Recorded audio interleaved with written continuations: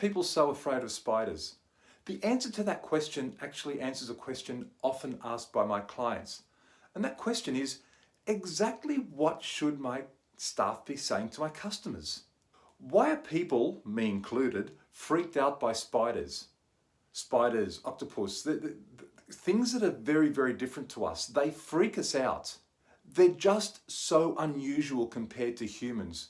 Whereas take a dog's got two big black eyes, just like humans have, and it seems less different, therefore adorable. Whereas a spider's got 8 eyes, and you kind of know they've got heaps of eyes, and it freaks people out, freaks me out. And then there are those legs, and I won't go there.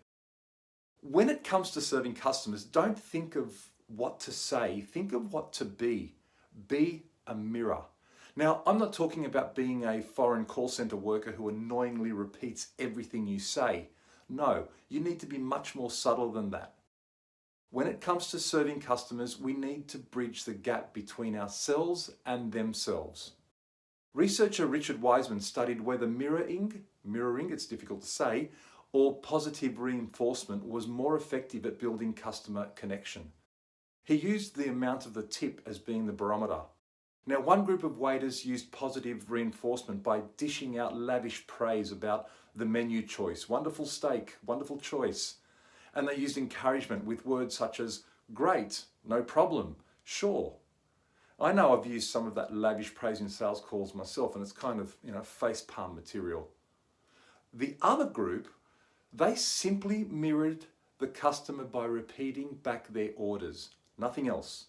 The results were stunning. The average tip of the group mirroring was 70% higher than the group dishing out lavish praise. When you mirror, it means you listened. The customer feels heard. In sales situations, we can sometimes wait for the gap in the customer's words, just in time for us to say, aha, and pretend we're listening, all the while thinking about what clever, genius thing we're going to say next. And the customer feels that. A mirror is the door to empathy.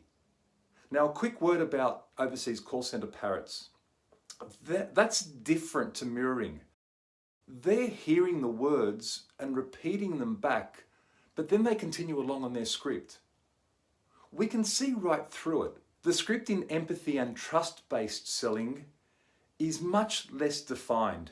It doesn't follow a set pattern like that. So, a mystery shopping question aimed at evaluating the welcome is much more complex than it seems.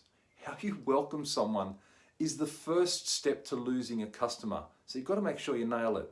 So instead of asking, was the staff member pleasant? Consider asking 2 questions.